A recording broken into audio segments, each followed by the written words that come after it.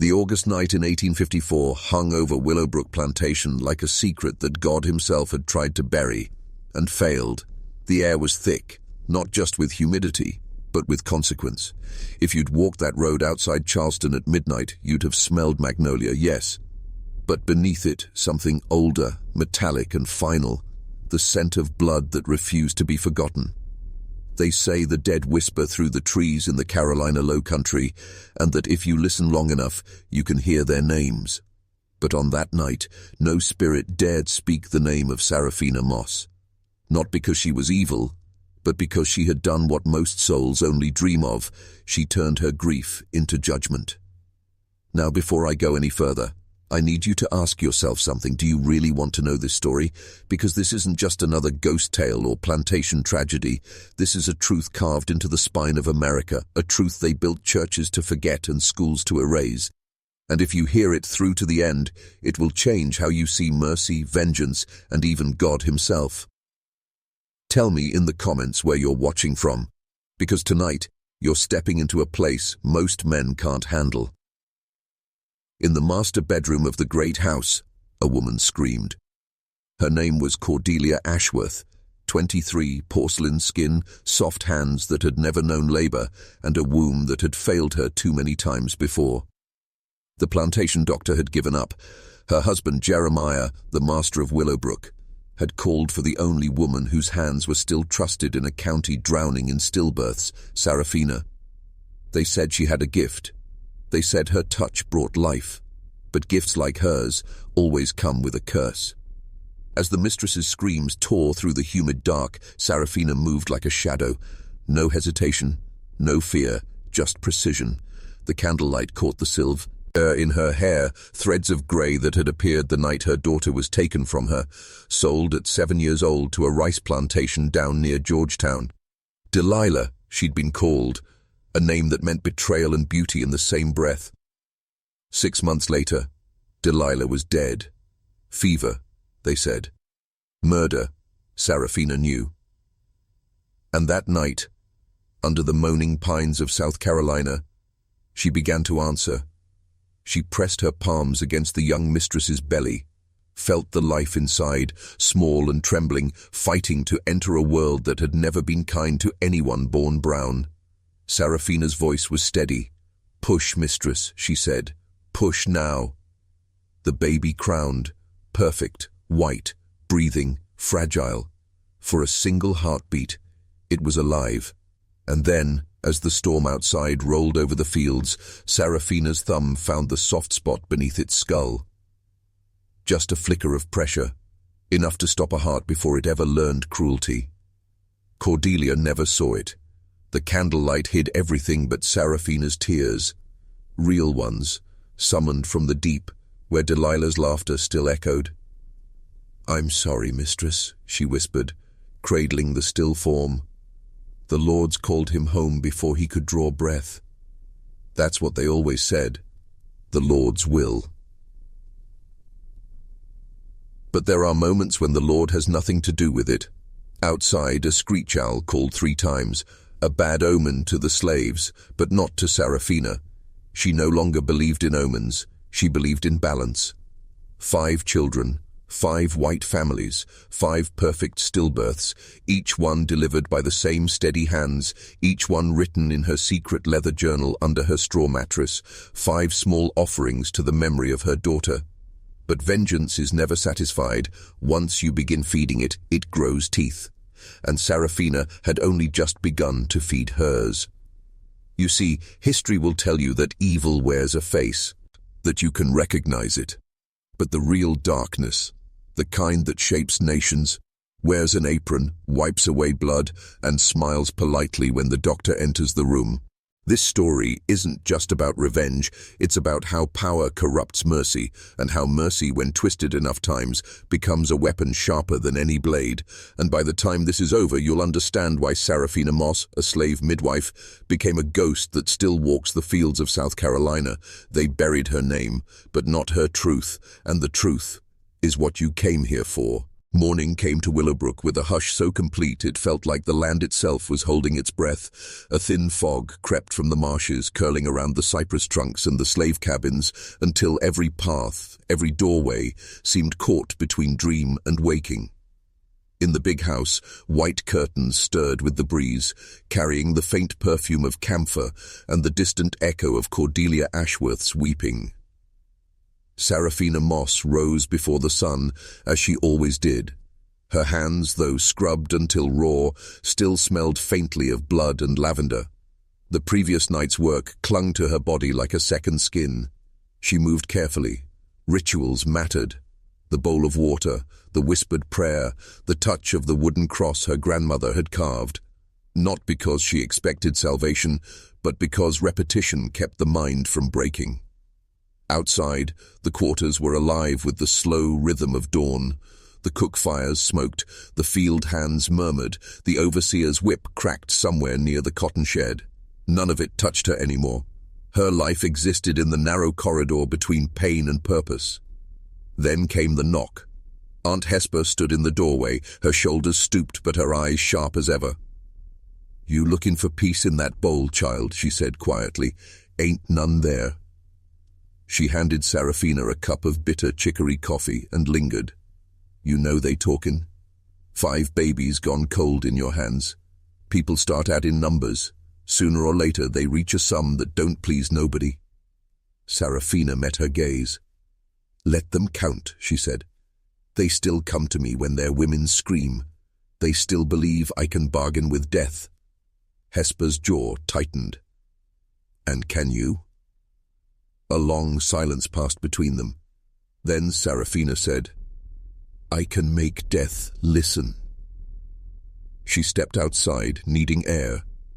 The plantation stretched before her, fields glistening with dew, the B.G. house shining white against the sky. Somewhere in that house, Cordelia lay pale and hollow-eyed, clutching at the memory of a child that had never drawn breath. And in the study beyond her room, Jeremiah Ashworth would be pacing, trying to make sense of tragedy that fit too neatly into pattern. By noon, the summons came. Temperance, the young housemaid, found her tending the herb garden behind the kitchen. The girl's voice was barely a whisper. "Master Ashworth wants you, ma'am. He got that doctor with him, the one from Columbia."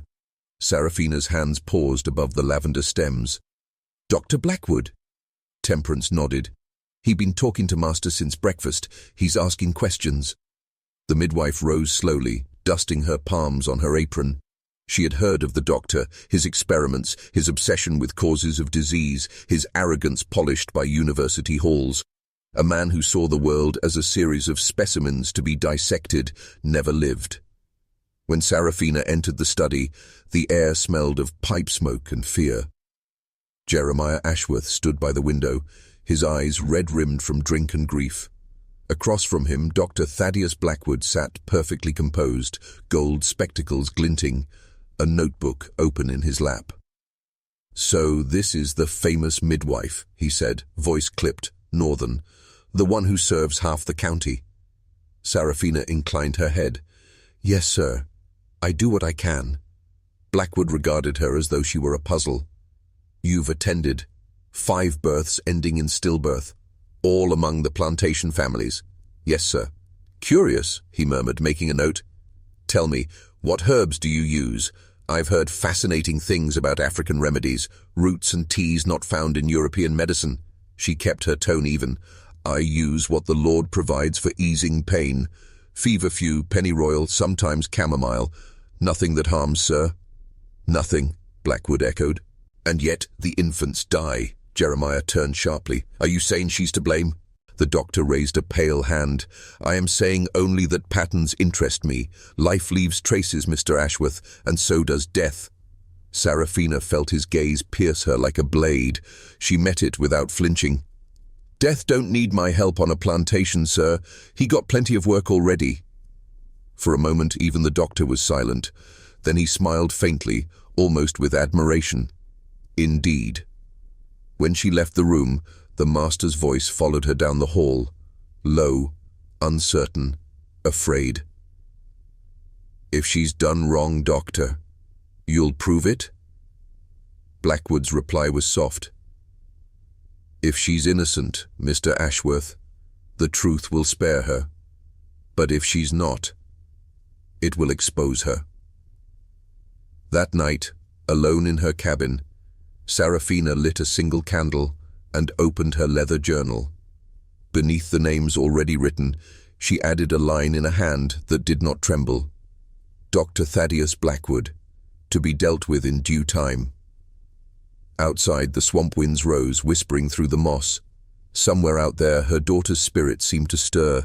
The world thought Serafina Moss was just a woman with steady hands and quiet eyes. They had no idea how far she would go to make the dead heard. Dusk painted Willowbrook in bruised colors that evening, purple shadows across the cotton rows, orange light bleeding through the cypress branches, the sky closing down like a heavy lid. The plantation quieted after the day's labor, but quiet did not mean peace. It meant listening. It meant every soul knew that words carried further after sunset. Serafina sat on the step of her cabin, the candlelight behind her throwing a long silhouette into the dust. The leather journal lay open on her lap. Her handwriting was neat, deliberate, each stroke controlled. She could not afford to tremble. Every line was a record of something no court, no preacher would ever read. Names, dates, the rhythm of justice written in still hearts. From the doorway, the air smelled of sage and pennyroyal. She crushed a sprig between her fingers and breathed it in. Keeps the thoughts straight, her grandmother used to say. Tonight she needed that more than ever.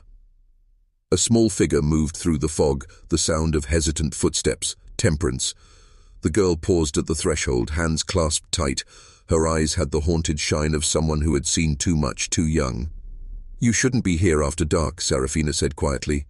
"I couldn't sleep," the girl whispered. "They say the doctor's staying on the plantation. He told Master Ashworth he wants to watch you deliver next time." Serafina didn't look up. "Then he'll watch." Temperance bit her lip. "He don't look like other white men. He looks at folks like he can see what's hiding under their skin." Serafina closed the journal and met the girl's gaze. "That's why you don't hide fear. Men like him feed on it." The girl shifted, nervous. "You ain't scared?" "I learned long ago fear don't stop the whip, and it don't stop the grave. It only makes them come faster." Silence stretched between them, heavy with the chirring of cicadas. "Fit, Nally," Temperance said. "Why you writing that book, Miss Serafina?" The midwife smiled, but it was a small, tired thing. "So the dead remember who listened." Before Temperance could ask more, a voice carried from the darkness beyond the cabins, Aunt Hesper calling her name, sharp and urgent.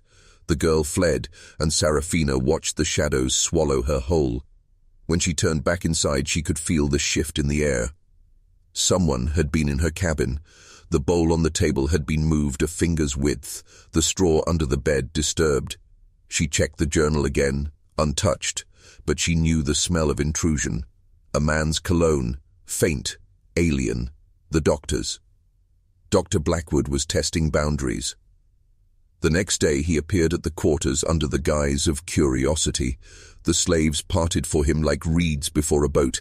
He carried a small notebook, gloved hands clasped behind his back, eyes cataloguing everything, the herbs drying from the rafters, the rows of jars, the neatness of her tools. "Remarkable," he said, stepping inside uninvited. "Your quarters are cleaner than the plantation infirmary." "I like order," she replied. He smiled thinly. "Order. Yes, I can see that." He moved closer to her table, examining a bowl of dried roots. "Cotton bark, pennyroyal, dangerous in quantity." "Most things are," she said. "Fire cooks your supper or burns your house, depending how you use it." Blackwood's smile widened. "A philosopher as well as a midwife." He turned abruptly. "Tell me, Mrs. Moss, do you ever feel resentment, delivering their children, serving their households, watching them live free while you remain bound?" She met his gaze evenly. "I feel what any creature feels in a cage, Doctor. I wait for the door to open." "And what would you do if it did?" She said nothing.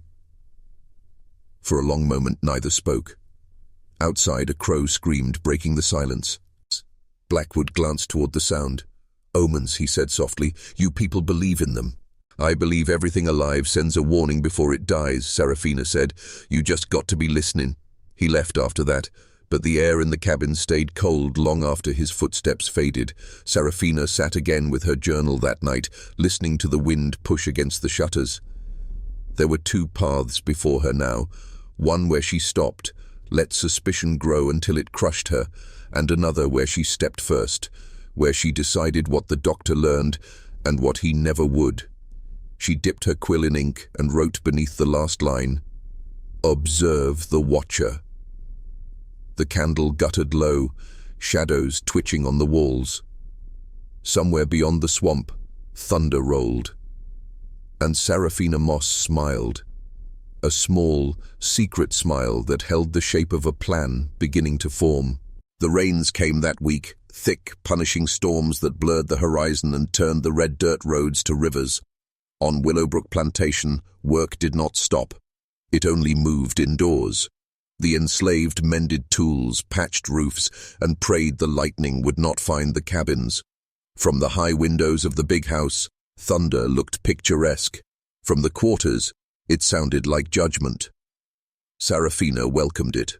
Rain was good cover. It made secrets easier to move. She sat at her work table, crushing herbs with a slow, rhythmic patience. The mortar stone was slick from years of use. Outside, rain hammered the roof, and wind pressed at the shutters like a restless hand. The rhythmic pounding steadied her thoughts. For 2 nights now, Dr. Blackwood had made his rounds, appearing without warning, always polite, always asking questions that probed too deep. He had touched every surface in her cabin, by accident, his gloved fingers tracing jars and cloth as though searching for something invisible. She had let him. The trick to surviving a predator was to let him think you were prey. But predators could be studied too. That morning she'd slipped from her cabin before dawn, walking through the mud to the far edge of the property where the overseer dumped refuse from the house. There she found a shard of mirror, broken, clouded at the edges, and carried it back. Now it lay propped on her table, reflecting the small space behind her shoulder.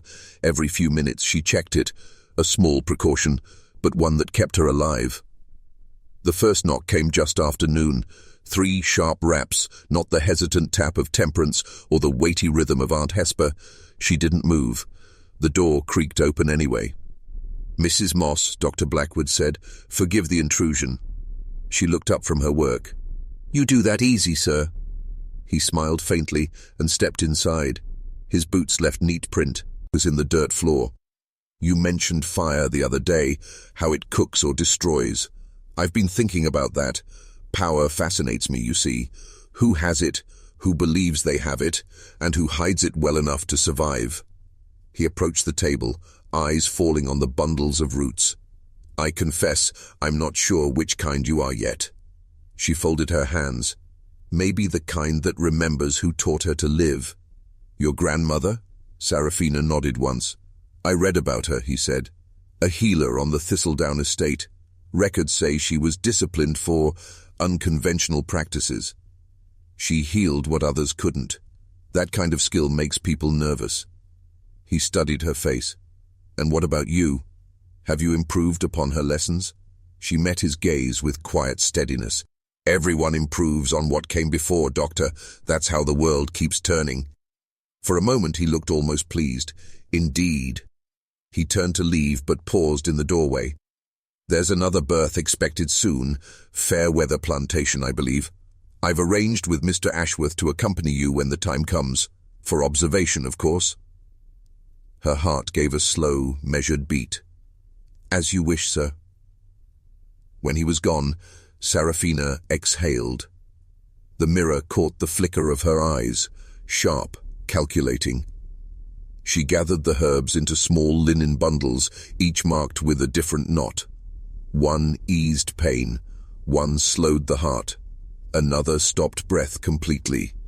She didn't know yet which one she would need. By nightfall, Temperance appeared again, soaked from the rain. She slipped inside, shivering. "He's been asking folks questions," the girl whispered. "He says he's studying fever, but he asked me what you do with the babies after they come." He asked if I ever saw you touch 'em strange. Serafina turned away from the candle so the girl couldn't see the tension in her jaw.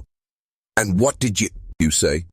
I said no, ma'am. Said you do the same every time. Clean the child, pray, wrap it up. Serafina nodded slowly. Good girl. Temperance hesitated. But he don't believe me. He looks at me like I'm a piece of paper he can read. That's because he don't know what language you speak yet, Serafina said. Keep it that way. Thunder cracked overhead, rattling the shutters. The girl flinched. Serafina reached for the candle, shielding its flame with her hand. Listen to me, child, she said. When men like that come digging, they always find what they came for, even if they got to build it out of lies. So you watch what you say, who you look at, and where you stand. Temperance swallowed hard. What are you gonna do? Serafina looked past her, out into the dark. Whatever it takes to make sure the truth he finds don't belong to me. The candle guttered, rain hissed through the cracks. Somewhere outside, a figure moved between the trees, just a shadow, or perhaps the doctor himself, making another note in his book. Inside, Serafina dipped her quill and began another entry in the journal. Her handwriting was slower tonight, more deliberate. The hunter comes. I must teach him what it means to be prey. The storm had thinned to a steady drizzle by the time Serafina and Dr. Blackwood reached Fairweather Plantation. The house stood high on a rise above the flooded fields, its white columns streaked with mud. Servants hurried to and fro, their faces tight with worry. Inside, the air smelled of sweat, candle wax, and fear. Cordelia Fairweather lay on the birthing bed, her skin pale, lips dry. The cries of labor filled the room in waves, human, raw, ancient. Serafina moved through the chaos with measured calm, rolling up her sleeves, washing her hands in the basin of boiled water. Behind her, Blackwood adjusted his spectacles and began taking notes. Don't interfere, she said evenly. If you frighten her, she'll lock up, and then none of your science will save her. He inclined his head. Purely observation, Mrs. Moss. Her focus narrowed to the rhythm of breathing, the pulse of the woman's wrist, the timing of each contraction. The midwife's mind was an instrument honed by repetition. Assess, respond, stabilize. She barked short orders, towels, hot water, quiet. The household obeyed her before they realized it. 2 hours passed like that. When the child finally came, it arrived with a gasp and a squall that filled the chamber. Serafina lifted it high enough for the mother to see. A boy, she said. Strong lungs. Cordelia Fairweather wept from exhaustion and relief. Serafina cleaned the infant, wrapped him, placed him against his mother's chest. Then she turned to find Dr. Blackwood staring at her, his face unreadable. Well, doctor, she said, there's your observation. He closed his notebook. You make it look effortless. It's not. He stepped closer, lowering his voice. And yet, 5 stillbirths at Willowbrook. Here, success. Same hands, same midwife. Tell me, Mrs. Moss, what changed? Serafina wiped her arms on a cloth. Maybe the Lord decided he had had his share of grief. Blackwood studied her for a long moment. Or maybe someone changed their method. Their eyes locked. For an instant, neither blinked. Then Serafina smiled, the expression small but disarming. If you came all this way for a confession, you'll leave disappointed. He looked down at his notes, then at the crying infant. The difference between faith and control, he murmured. That's what I came to see. When the carriage returned them to Willowbrook that night, the rain had stopped. The moon hung low over the swamps, silvering the flooded fields. Serafina sat silent, her gaze fixed on the road ahead. Blackwood watched her reflection in the carriage glass, searching for a crack, a tremor, any hint of deceit. There was none. But inside, Serafina's thoughts were no longer calm. The birth had shifted something, perhaps not in her, but in him. She had seen it. The way his hands trembled when the child drew breath, the flicker of envy in his eyes. He wanted what she had, control over life and death, and he didn't understand that it wasn't control at all, only service. When they reached the plantation gate, he offered his hand to help her down. She ignored it. Mud splashed around her boots as she stepped onto the road. "Good night, Doctor," she said. He hesitated, then tipped his hat. "Until the next one." She watched the carriage roll away, the lantern light shrinking down the path until it vanished among the trees. The night smelled of wet earth and magnolia. Somewhere deep in the swamp, a whippoorwill called once, twice, then fell silent. Serafina turned toward her cabin. Her steps were slow, deliberate. Each one marked a decision. If he wants truth, she thought, then I'll give him truth. But not the kind he can write in his book. The next morning, the plantation was washed clean. Dew hung on the cotton leaves like tiny mirrors, and a pale mist drifted above the marsh. To most eyes, Willowbrook seemed at peace again. To Serafina, it felt like a stage reset after a tragedy, the props rearranged but the blood still in the floorboards. Dr. Blackwood had not left after the Fairweather birth. Instead, he took up residence in the small room off the main house library, claiming he needed access to his notes and the cooperation of the local midwife. Jeremiah Ashworth seemed relieved to have a man of science on hand. He had lost the nerve to question either of them. By the second day, Serafina understood what the doctor was doing. He was collecting stories from housemaids, field hands, even children, each interview couched as research. Every scrap of rumor became an observation. Every superstition became evidence. She could feel the web closing, so she began weaving one of her own. That afternoon, she walked to the big house with a basket of dried herbs. Cordelia Ashworth, still pale from grief, met her in the parlor. "You've come to bring medicine?" the mistress asked. "For your sleep," Serafina said, "and to help the body mend. But don't tell the doctor. He don't believe in anything he can't dissect." Cordelia's lips twitched, the smallest flicker of defiance. "Then perhaps we shouldn't let him dissect my peace of mind." They shared a look, two women who understood that silence could be power. When Serafina left, she knew Cordelia would repeat that line to her husband, and eventually it would reach Blackwood. Let him think she was rallying allies. Paranoia was a weapon too. That evening she found Temperance waiting by the well. The girl's face was anxious. "He's been looking through your things again, Miss Serafina. Said he wanted to see what herbs you used for the Fairweather birth. He took a little from one of your jars." Serafina's stomach tightened, but her voice stayed calm. "Which jar?" "The one with the white root. Said it smelled like foxglove." She nodded slowly. Foxglove could heal, or stop a heart if used wrong. If he was clever, he'd test it and find nothing harmful. She had made sure of that. Let him waste his time. "Don't fret," she told Temperance. "Sometimes you give a man a mystery so he forgets to look for the truth." The girl frowned. "You mean you let him take it?" "I mean," Serafina said softly, "the best trap is the one the hunter builds himself." Later that night, thunderheads gathered again on the horizon. Serafina sat by the window with her journal open, but she didn't write. She listened to the frogs, the wind, and the faint sound of footsteps outside her door. A single knock. Then the doctor's voice. "Mrs. Moss, might I come in? I've made a discovery." She rose, unlatched the door, and stepped aside. He entered with his notebook tucked under one arm, his eyes gleaming with triumph. "I analyzed your root sample," he said. "It contains a compound remarkably similar to digitalin. You know what that does, don't you?" "It steadies the heart," she said.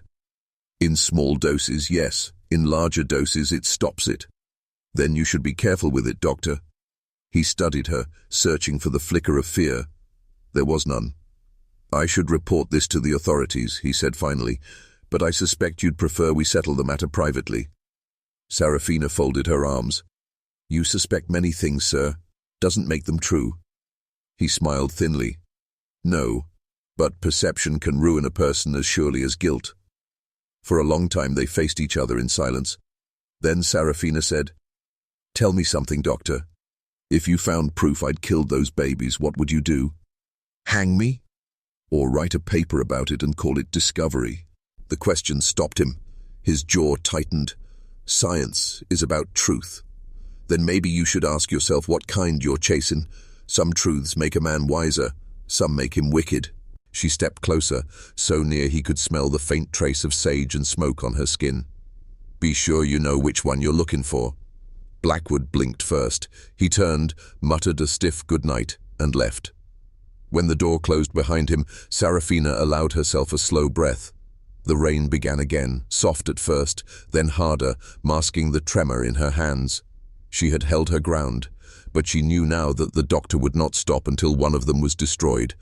She reached for her quill and wrote in the journal, "He's certain I hide poison. Let him look.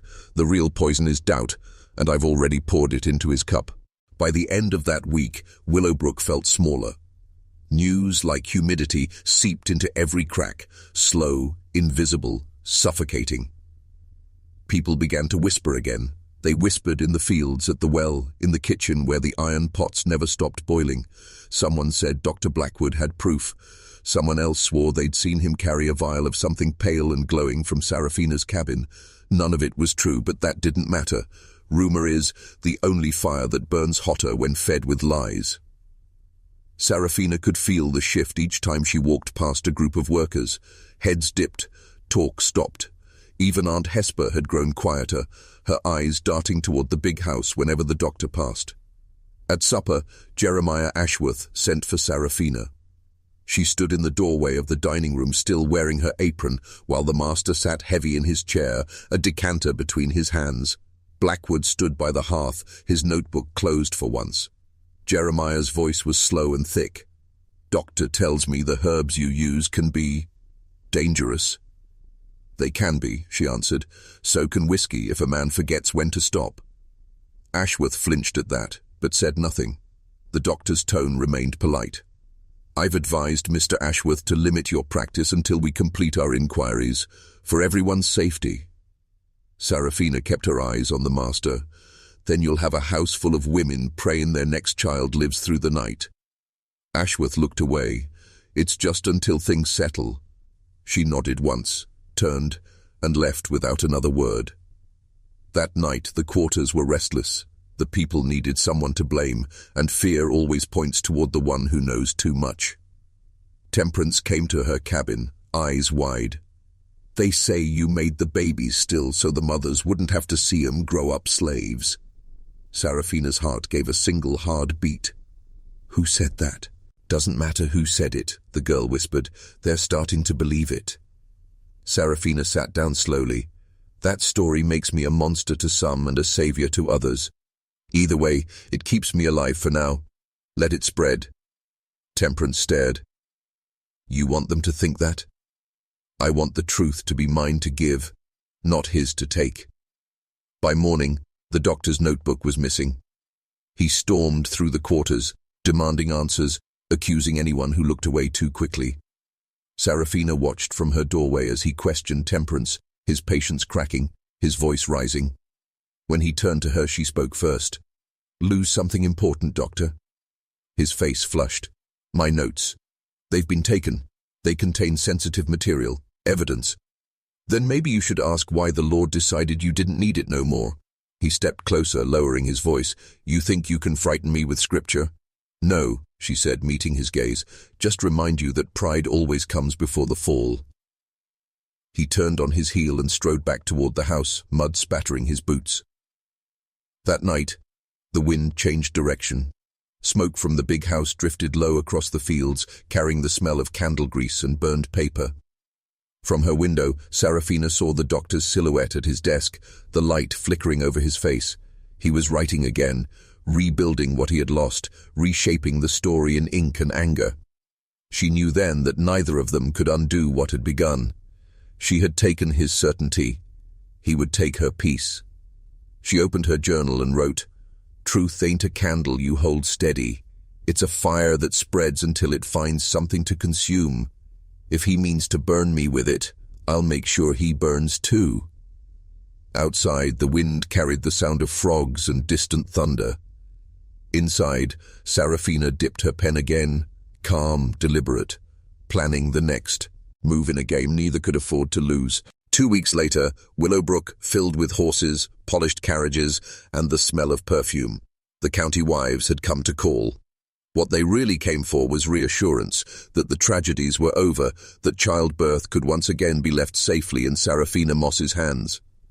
Jeremiah Ashworth arranged the gathering on the veranda, all fine silver and sweating glasses of lemonade. Behind the courtesy smiles ran a vein of dread, thin and metallic. No one said the word murder, but the pauses between their words spelled it clearly. Dr. Blackwood arrived last, immaculate as ever, notebook replaced by a small case of instruments that glinted in the sun. He bowed to the ladies and spoke in that measured northern voice that made every syllable sound like law. "My studies," he said, "show no sign of contagion or miasma. The recent losses were, in all likelihood, coincidences magnified by grief. Still, one must consider every variable, including the methods of those in attendance." The air stiffened. Every eye turned toward Seraphina, standing at the edge of the porch in her plain dress, head wrapped, hands folded.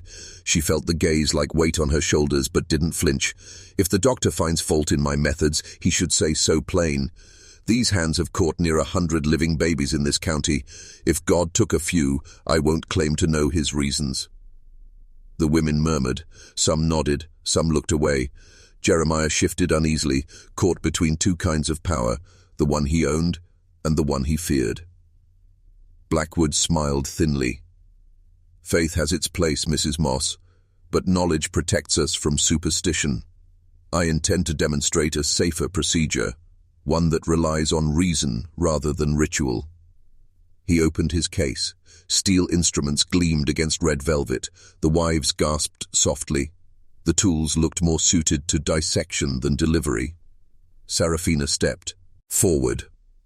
"That what you plan to use on their daughters? Cold metal instead of warm hands?" He didn't answer, only held up a small pair of forceps for them to see. "Progress," he said. Hesper's voice drifted from the back of the crowd. "Progress got a mighty strange shape when it come from a man who ain't never birthed a thing in his life." Laughter, nervous but real, rippled through the group. Blackwood's jaw tightened. He packed away the instruments and closed the case with a snap. Seraphina used the moment. "Ladies, every one of you knows what it is to pray through the night, waiting for breath from the child you carried 9 months. I don't ask for your trust, only your memory. You remember who held your hand when you thought you were dying. You remember who didn't run when the blood came. That's all." Silence settled like dust. The meeting dissolved soon after, the women leaving in 2s and 3s, whispering not about death now, but about the way the doctor's eyes had hardened. That evening, Blackwood found her by the herb garden. His voice was quiet, stripped of pretense. "You made a fool of me." "No," she said. "You did that yourself. You think their laughter protects you? It won't. I'll prove what you are." Seraphina cut a sprig of lavender and laid it on the table between them. "You already have, Doctor. To them, you're a man trying to explain away the things you can't control. To me, you're just another overseer with a different whip." He stared at her, then turned and walked toward the house, his shoulders rigid. When he was gone, she looked down at the lavender, bruised purple against the wood. Her hands shook once, then steadied. She wasn't sure anymore who was hunting whom. That night, thunder rolled over the low country again. Somewhere in the darkness, a woman's labor began at a neighboring plantation, and a messenger came riding hard for Willowbrook. The master hesitated, caught between the doctor's warnings and the desperate pleading of the messenger. Finally he nodded. "Fetch her." Seraphina lit her lantern, gathered her bag, and stepped out into the storm. She didn't look back at the house where Dr. Blackwood watched from an upstairs window, the flash of lightning catching on his spectacles. He smiled, not kindly, not cruelly, but with the certainty of a man convinced that this next birth would expose everything. And Seraphina, walking into the rain, thought the same. The rain never stopped that night. It came in sheets that erased the road and turned the air itself into water. By the time Seraphina reached the Bogard plantation, thunder had cracked the horizon open, and the sky was bleeding light. Inside, chaos. The mistress, barely more than a girl, was half delirious with fever, her husband pacing the hallway like a caged hound. Serafina entered without a word, set down her lantern, and began her quiet work, washing, steadying, commanding. Fear fell back from her presence the way it always did. In a house that had lost its rhythm, her certainty became law. A door banged open. Dr. Blackwood, drenched, spectacles fogged, voice sharp as the wind. "I'll observe," he said. She didn't look up. "You'll stay silent, or you'll leave." He hesitated. The husband nodded toward her. "Let her do it, doctor. She's the only one who can." So he stood there, notebook clutched to his chest, watching every motion of her hands. Hours passed. The woman's cries became raw whispers. The midwife's voice grew softer, older, until it was hardly a voice at all, more like a pulse threaded through the storm. "Breathe when I breathe. Push when I tell you. Don't fight me." Blood, sweat, thunder. Then at last, a sound that cut through everything, a child's cry, thin but alive. Serafina wrapped the infant, checked its color, heartbeat, breath. Then she placed it into its mother's arms. "He's strong," she said. "He'll live." The mother sobbed. The father fell to his knees. Life had returned, and with it the fragile belief that some order still ruled the world. But behind her, the doctor's voice. "Why did you press there?" She turned. "What?" "Just now. At the base of the skull. A small movement, precise, practiced. Why?" Her stomach tightened. "To clear the airway. Standard practice." He stepped closer. "I've watched 3 births now. Only you use that touch." Lightning flashed across his face, showing not accusation but curiosity twisted too far. "You weren't delivering a child," he said. "You were deciding." The words hung between them. The mother looked up, confused. "Deciding what?" Serafina forced her voice steady. "Deciding if he needed breath or comfort first. Doctor's imagination runs wild." But she saw it in his eyes. He didn't believe she was wicked. He believed she was powerful. And that was worse. The next morning, word spread faster than the rain had. The doctor was calling it a miracle birth. The perfect demonstration of technique, he said, but his tone carried something else. Ownership. By afternoon, he was boasting to the neighboring planters that he had guided the midwife toward modern science. He was rewriting the story in real time, erasing her line by line. Serafina said nothing. Let him speak. She knew a man's vanity could dig his own grave deeper than any accusation. That evening she returned to Willowbrook, drenched, exhausted, and found Aunt Hesper waiting by the door. "The wind's changing again," the old woman said.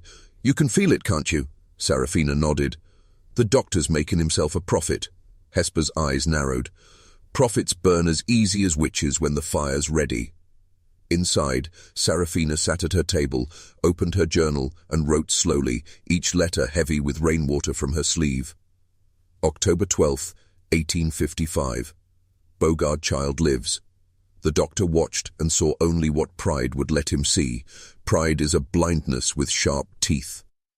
She blew out the lantern and listened to the storm thinning into mist. Somewhere out there, the doctor was still awake, revising his notes, convincing himself he had mastered what he barely understood. And Serafina, for the first time, felt a kind of peace. If he wanted to own the story, let him. Because the truth, the one thing he couldn't measure, as already moving beyond both of them, whispering through the fields like the wind after thunder, the story of a woman who could bring life or death with the same touch. By November, the talk had spread far beyond the county line. Dr. Thaddeus Blackwood's modern method was being discussed in Charleston drawing rooms and on the porches of small-town doctors who'd never delivered a child in their lives. His name appeared in a pamphlet printed by the Carolina Medical Review. Observations on the obstetric practices of the rural South. The article credited one native midwife for assisting his field experiments, but it named no woman. Serafina learned of it from a traveling preacher who brought newspapers to the quarters for wrapping fish. She saw the headline, recognized the cadence of Blackwood's careful diction, and felt a stillness spread through her that was colder than rage. He had turned her into a footnote. That night, she walked to the edge of the fields where the marsh began. Frogs croaked, water shimmered under the half-moon. Every sound carried memory. Delilah's laughter, Hesper's warnings, the cries of the women she'd served. She wondered what mattered more, being remembered for truth or being forgotten in peace. But peace had never been offered to her kind. Back at the big house, Jeremiah Ashworth entertained guests, a local magistrate, 2 physicians from Charleston, and at the center of it all, Dr. Blackwood. The men smoked cigars, drank imported brandy, and spoke of progress. Outside, the wind carried their laughter to the quarters like an insult. Blackwood held the room with ease now. He described his successes in the Low Country, the reduction in maternal mortality, the rational approach to childbirth. Every phrase built him higher, brick on brick, until even Ashworth looked small beside him. When one of the guests asked if he would present his findings in the North, Blackwood smiled modestly. "If the board in Boston requests it, I shall. But I owe my insights to this land, to its people." He raised his glass toward the window, as if offering a toast to the darkness where Seraphina lived. Later, when the house slept, Seraphina entered quietly through the servant's door. She moved like a shadow to the study where she knew he'd left his papers drying near the hearth. Her fingers found the manuscript, pages marked in his neat, obsessive hand. She read enough to see herself described as primitive intuition refined by observation. He had translated her pain into data. A floorboard creaked behind her.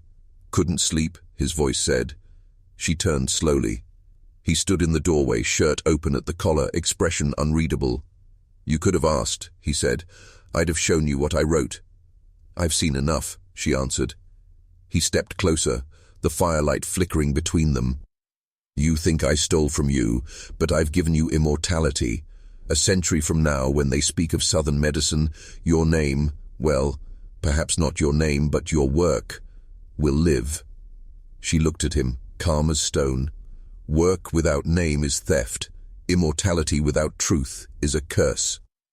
He hesitated, caught between admiration and the arrogance that had built him. "You don't understand," he said softly. "The world won't listen to a woman, especially not—" She cut him off. "Then maybe the world needs to burn its ears clean." For a moment they stood there, 2 kinds of power that could not share the same air. Then she set the pages down, untouched by the flame but close enough that their edges curled in the heat. "Do what you must, Doctor. So will I." She left him standing there, watching the smoke rise in thin grey threads that twisted like questions he would never be able to answer. Outside, dawn came cold and colourless. The quarters stirred to life. Seraphina washed her hands in the rain barrel, the water biting her skin. In the east, a single streak of red broke through the cloud. She thought of Delilah again, not as loss, but as warning. Aunt Hesper's voice drifted from a nearby cabin. "Child, you ready for what's comin'?" Seraphina answered without looking up. "I've been ready since they sold my name the first time." And in the distance a rooster crowed, the sound harsh, defiant, alive. By early spring, Willowbrook stopped being just another name on the map. Letters came down from Charleston, then Washington. The Ashworths' carriage road filled with strangers, reporters, reformers, and men who said they spoke for the advancement of science. Dr. Blackwood welcomed them as if they were kin. He led them through the quarters, pointed out the new infirmary, and described his model of enlightened plantation medicine. Every detail he gave polished his reputation further. The visitors took notes eagerly, nodding at every sentence that confirmed what they already believed, that progress could bloom even in soil watered by oppression. Seraphina watched from the shade of the herb garden. The men never looked at her, though she was the one they were writing about. To them she was either invisible or mythic, useful in theory, disposable in fact. Aunt Hesper muttered beside her, White folks come hunting ghosts again, only ones they find are the ones they made. One of the visitors, a northern journalist with an ink-stained collar, stayed behind after the tour. He found Serafina near the drying racks. "Ma'am," he said, hat in hand, "is it true the doctor learned his techniques from you?" She met his eyes. "He learned from watching. Whether he saw, that's another matter." He hesitated then. "Would you let me print your version?" Serafina thought of the pamphlets, the whispers, the danger of speaking plain. "You print my version," she said, "and they'll call it superstition. You print his, they'll call it progress. Either way, truth dies on the page." The journalist looked down, ashamed but curious. "Then why keep doing it?" She answered simply, "Because babies keep coming, no matter what men decide to believe." He left without another question. That night, Jeremiah Ashworth summoned her. The parlour smelled of tobacco and rain. Blackwood stood by the window, his face unreadable. "The visitors think highly of our doctor," Jeremiah said. "They suggest a demonstration, a proper one, before witnesses." Serafina felt the air tighten. "A woman's body ain't a theatre." Blackwood turned. "It's evidence, Mrs. Moss. Evidence of what works." "You mean of who gets credit?" Jeremiah's patience thinned. "You'll attend. That's an order." She bowed her head, but her voice was steady. "Yes, sir, I'll attend. And the Lord willing, everyone will see what they need to." When she left the room, the doctor spoke quietly, almost to himself. "She's going to ruin everything." Jeremiah poured another drink. "Then make sure she doesn't." Outside, the frogs had started up again. Serafina walked back through the wet grass to her cabin. Temperance waited there, eyes wide. "What they want with you now?" "A show," she said. "They mean to prove what's already been proved, only they want it to look prettier in daylight." Temperance swallowed. "You gonna go?" Serafina lit her lamp. "Oh, I'll go. But I ain't the one who ought to be afraid of the light." In the big house, Dr. Blackwood wrote late into the night, perfecting his notes for the demonstration, every word meant to secure his legacy. Across the yard, Serafina ground her herbs, whispering the names of the women she'd saved and the ones she hadn't, like a litany against erasure. The storm outside had broken, but another was gathering, this one made of pride, fear, and a kind of justice neither of them yet understood. The morning of the demonstration came bright and breathless, the air thick with the scent of cut magnolia and damp linen. The Ashworth veranda had been cleared for the occasion, chairs arranged in a semicircle, silver trays of tea and brandy glinting in the sun. Half the county had come to see, doctors, magistrates, planters' wives, and the curious few who wanted a glimpse of science at work. At the centre stood Dr. Blackwood's table, sterile cloth, polished instruments, an air of order that didn't belong to the land around it. Beside it, Serafina laid out her worn satchel and a bowl of boiled water. Her tools were simple: hands, cloth, herbs. To the onlookers, the contrast itself was a lesson in hierarchy. The patient, a field woman from a neighbouring estate, lay pale and silent, labour already begun. Serafina took her hand, whispered a few words only the woman could hear, and then looked up at the circle of watchers. "If you came for a show," she said quietly, "you best remember this ain't theatre, this is a woman trying to live." The crowd shifted, uneasy. Blackwood's jaw tightened. "Proceed, Mrs. Moss." At first, the rhythm of the birth drowned everything else. Serafina guided the mother's breathing, wiped her brow, murmured instructions. The doctor noted pulse, dilation, and time allowed for the record. It might have been collaboration had there been trust. But every gesture felt like a contest, her calm against his precision, her instinct against his method. When the pain peaked, Blackwood stepped forward with his instrument. "I'll relieve pressure," he announced. Serafina caught his wrist, mid-motion. "You cut now, you bleed her dry." He froze, humiliated before his audience. "She's in distress," he snapped. "She's bringing life. Distress is part of it."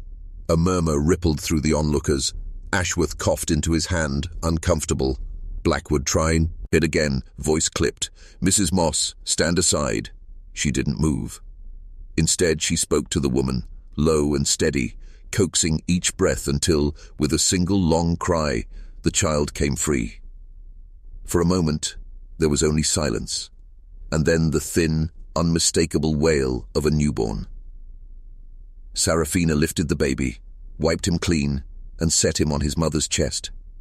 "He's breathing fine." The crowd exhaled as one. But the relief was brief. Blackwood's pride demanded balance. He stepped forward, inspecting the child, then turned to the witnesses. "Fortunate," he said, "but hardly proof of a method. Any trained physician could have achieved the same." Serafina looked at him, eyes calm but unyielding. "Then you should have, but you didn't." The words struck like a quiet hammer. No one laughed. They simply watched as the weight of it landed. By afternoon, the veranda was empty again. The visitors left with polite nods and private judgments. Some admired the doctor's composure. Others whispered that the woman with the steady hands had shamed him in front of the gentry. Inside the house, Blackwood smashed a glass against the wall. "She made me look like a fool," he shouted. Jeremiah Ashworth tried to soothe him. "The county's talking about both of you now. That's fame, Doctor. You can shape it how you please." But Blackwood knew better. Reputation built on another's defiance is a fragile thing. At dusk, Serafina returned to her cabin. The air smelled of rain again, the kind that never quite fell. Hesper waited by the doorway, face unreadable. "They see what you can do now," the old woman said. "That kind of truth don't stay quiet, nor safe." Serafina nodded. "He'll come for me." "Then be ready." She sat by the window, listening to the frogs starting up in the marsh, their chorus heavy and relentless. For the first time in months, she felt the fear again, not of the Dr. B, out of what might follow if people started believing that her kind of knowing mattered more than theirs. She whispered to the empty room, "Let them write their stories. I'll keep telling mine, even if I'm the only one listening." Outside, the first drops of rain began to fall, slow and deliberate as breath. The rain that night never stopped. It started as a whisper on the roof, a thin percussion of drops on tin, then deepened into a steady, unbroken drumbeat that drowned the crickets and soaked the fields into shining black pools. By morning, the lowlands were a mirror, sky and mud indistinguishable, the world reduced to reflection and shadow. Willowbrook moved slower in the wet. The field hands trudged barefoot through the muck, and the overseer's whip cracked less often, dampened by the humidity. But the stillness wasn't peace. It was the silence before a sickness. Because in the big house, something had shifted. Dr. Blackwood hadn't left after the demonstration. He claimed his research demanded more data, more observation, more control. But the truth was plainer. Humiliation had settled into his bones like fever, and he meant to purge it by proving her wrong. He took meals with Jeremiah Ashworth, spoke long into the night in that polished northern accent that could turn insult into intellect. The servants who poured their drinks heard fragments. Coincidence, sabotage, herbal interference. Each phrase was carried back to the quarters, repeated in whispers that grew teeth as they traveled. By the third day, everyone knew the story. Dr. Blackwood was investigating, and Serafina was the subject. In the quarters, eyes turned away when she passed. Not with hatred, with fear. The kind of fear that comes when power shifts direction and you're caught in its path. Hesper tried to steady her. "You humiliated a white doctor in front of his peers," she said, grinding herbs by candlelight. "That man'll spend his whole soul getting even. He'll come in the name of science, but he's carrying revenge." Serafina looked into the fire. "I don't fear him." Hesper's laugh was low, bitter. "You should. You fear God, you fear men like him, or you don't live long in this world." The words hung there, heavy as humidity. Then Serafina said quietly, "Maybe I'm done living by fear." By week's end, the doctor's experiments began. He dissected stillborn calves, studied molds in the well water, collected soil from the herb garden. He even sent for samples from the neighboring plantations.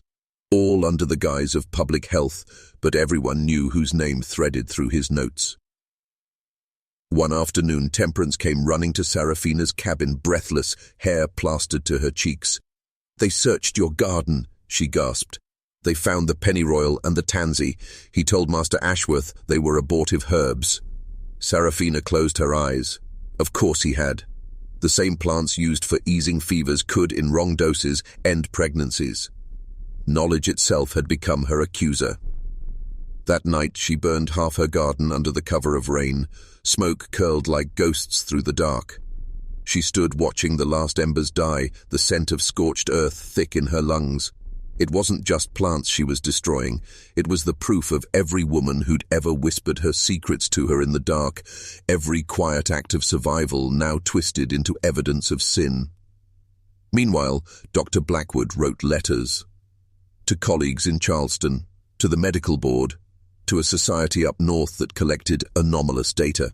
He described her with careful language, an unusually capable negress midwife, suspected of employing traditional methods detrimental to fetal outcome. That was how he made vengeance sound like virtue, not a feud, a study. And Jeremiah Ashworth, cowardly, calculating Jeremiah, read each letter, lips pressed thin, the way a man reads an indictment written in his own house. But he didn't stop the doctor, because deep down, he liked the idea of control restored. By the next Sabbath, the rumors reached the churchyard. The preacher's sermon was longer than usual. He spoke of obedience, of the danger of pride, of how even gifts can turn to sin if not guided by the Lord. He didn't look at her directly. He didn't have to. After service, Hesper took her hand. "Child," she whispered, "they mean to take more than your freedom this time. They mean to take your name." Serafina looked toward the marsh, where the rain clouds were breaking just enough to let the sun slice through like a blade. "They already took everything that name belonged to," she said. Then she smiled, a strange, small smile, as if a decision had just been made. That night, when everyone slept, Serafina opened her journal. 5 names already inked there, her record of vengeance. She added a 6th line, but not for a baby this time. She wrote, "September 2nd, Thaddeus Blackwood, to be delivered." The next candle flickered out with the weight of that promise. The morning after the storm, the air was brittle, cleansed, deceptive in its calm. Dr. Blackwood prowled the veranda like a man rehearsing victory, unaware that the hunt he'd begun was now circling back toward him. Serafina met him by the herb garden, what was left of it. The soil was black and bare, but her face carried no apology. "You've been busy," he said. "So have you," she replied. "Maybe we can learn something from each other, Doctor. You study life in the body. I study life in the soil." He hesitated, curiosity momentarily outweighing spite. She saw it, the opening. "I can show you what your books don't," she offered. "How this land breathes, how it kills, how it remembers." That night he came to her cabin with his notebook, pretending objectivity. She boiled tea, mint and a trace of valerian to soften his edge, and began to speak, not of curses or vengeance, but of medicine older than his science, of how fever followed the moon's pull on the tides, how the same herb that could bring birth could also bring sleep so deep the body forgot to wake. Blackwood listened, enraptured, pencil racing across the page. For the first time, he wasn't dissecting her, he was learning from her. When he finally rose to leave, unsteady from the tea, she said softly, "You think you're the observer, Doctor, but the thing you study has begun to study you back." He paused, eyes narrowing, unsettled but intrigued. Outside, the cicadas screamed like warnings. Inside, Serafina closed the door, her expression unreadable. The game had shifted. Now, he was in her experiment. Over the next week, Dr. Blackwood returned again and again, each visit cloaked in the language of inquiry, but pulsing with something darker, fascination. Serafina answered his questions with the precision of a scholar and the calm of a hunter. She showed him herbs he couldn't name, explained rituals that sounded like superstition until they worked. Every word she spoke tugged him deeper into a space where his science lost its footing. He began to sleep poorly. Servants whispered that the doctor talked to himself at night, muttering her name between fevered notes. His eyes hollowed, his tone sharpened. He accused the air of deception, the soil of harboring secrets. When he asked about the tea again, she smiled faintly. "Knowledge always comes with a price, Doctor. You keep drinking, you'll find what it costs." He laughed, thin, defiant. "I'm not afraid of a little poison." "No," she said. "You're afraid of what truth feels like when it finally enters the body." That night, he dreamed of Delilah, a girl he'd never met, standing in a field of red clay, whispering, "You study death but never learned how it begins." He woke drenched in sweat, pulse ragged, the faint taste of iron on his tongue. In the quarters, Serafina marked another line in her journal. Not a death yet, only a sickness. The beginning of unraveling. And she knew by the tremor in her hand, once a man starts to doubt his own senses, his fall has already begun. By the third night, Dr. Blackwood's confidence had cracked like old porcelain. He stumbled through the plantation halls, muttering theories no one could follow, his once immaculate suit stained with sweat. Even Jeremiah Ashworth began to avoid him, wary of the glint in his eye that looked too much like madness. Serafina kept her distance in daylight, but watched him from the shadows, studying the unraveling of a man who believed himself untouchable. Every symptom, tremor, nausea, flashes of memory that weren't his, she recognized. It wasn't poison that undid him. It was the infection of awareness. She had shown him a world where his knowledge held no power, and that truth had begun to eat him alive. Late one evening, he appeared at her cabin door, drenched and trembling. "You've cursed me," he hissed. "No," she said quietly. "I only opened your eyes. It's the sight that's cursing you." He stepped closer, desperate. "What are you?" "A woman who remembers," she answered. "Something your kind has spent centuries trying to forget." His hand twitched toward her throat, then froze mid-air. For the briefest instant, she saw his face break, arrogance collapsing into grief. He whispered, "I only wanted to understand." "And now you do," she said. He staggered back into the rain, lost to the dark between the cypress trees. Serafina watched until he vanished, then closed her door and whispered to the silence. One more lesson given, one more ghost made. Morning brought no sign of Dr. Blackwood. The marshes swallowed sound, and the plantation moved in uneasy rhythm, field hands whispering, Ashworth pacing the veranda, Temperance hovering like a shadow, unsure which way danger would fall. By noon, a search party was sent toward the riverbank. They found his notebook first, half buried in mud, pages torn and waterlogged, filled with frantic looping words. She knows. The land remembers. The child's eyes. When they pulled his body from the reeds hours later, his face was pale, peaceful, almost prayerful, as though the fever that killed him had offered mercy at the end. The coroner called it swamp sickness. Ashworth accepted the verdict too quickly, and the doctor was buried behind the chapel, unmarked. That evening, the household drank in solemn quiet, pretending grief while calculating distance from scandal. But Serafina knew the truth wasn't buried. It moved through the corridors in whispers. It lingered in the servants' glances. Even Temperance looked at her differently now, not with fear, but with something harder to name.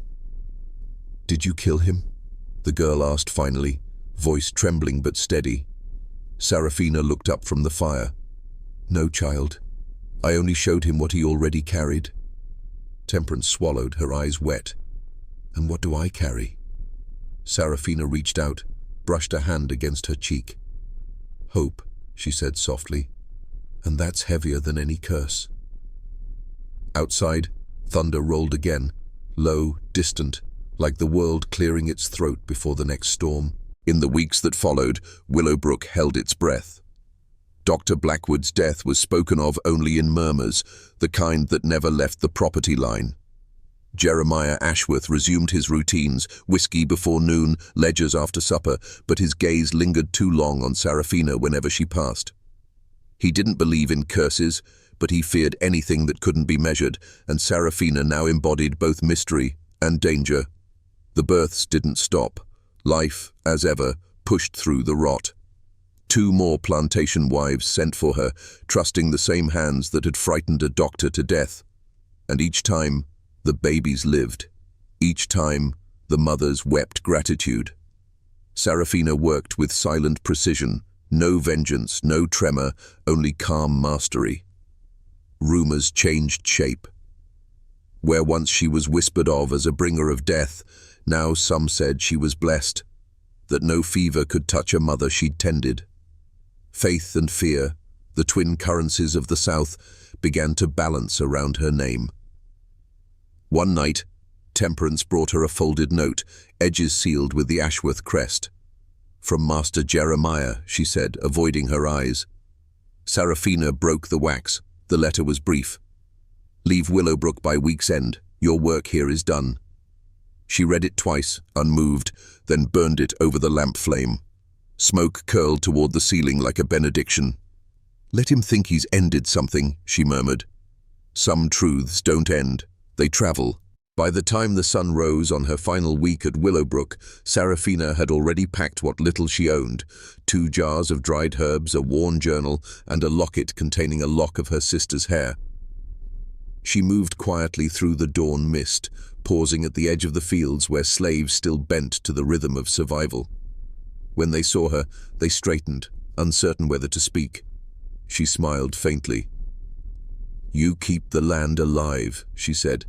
"Don't ever forget, it listens to you more than it listens to them." A few nodded. One woman began to hum, low and steady, a song older than any of their names. Seraphina joined in for a single verse, then walked on. At the big house, Temperance waited by the steps, eyes swollen from crying. "I don't want you to go," she whispered. Seraphina touched her cheek. "You'll learn faster once I'm gone, and one day when they call for a doctor, you'll come instead." The girl laughed softly through her tears. "They'll never let that happen." "They said that about me too," Seraphina replied. When the wagon came to take her to the river crossing, she didn't look back. Behind her, the plantation shimmered in the morning heat, a place of ghosts and roots, of cruelty and survival. As the road bent toward the horizon, she opened her journal one last time and wrote, "Freedom begins the moment they stop believing they own your name." The river carried her south first, then west, away from the endless geometry of cotton and cane. The water was low, the current slow, yet Seraphina felt movement deeper than tide.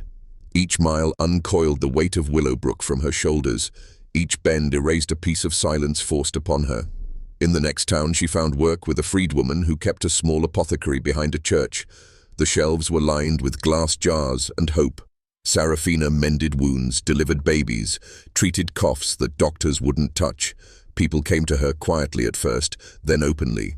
Soon they began to call her Mother Willow, as if the name of the place she had fled had taken root in her, instead of dying there. At night she wrote, not curses, not vengeance, records, names of women and children who had lived because she had refused to forget. Every page became a testimony against erasure, a ledger of survival. Sometimes, when the wind shifted, she thought she heard the cry of a whip or the low laughter of the doctor echoing from the past. But it no longer stirred rage. Only memory. And memory was no longer her prison. On the 10th year of her freedom, a child she had delivered grew up to teach medicine in Charleston. When asked where she had learned, she said, "From a woman who taught me that knowledge isn't what saves us. Truth is." And somewhere beyond the river, Seraphina smiled.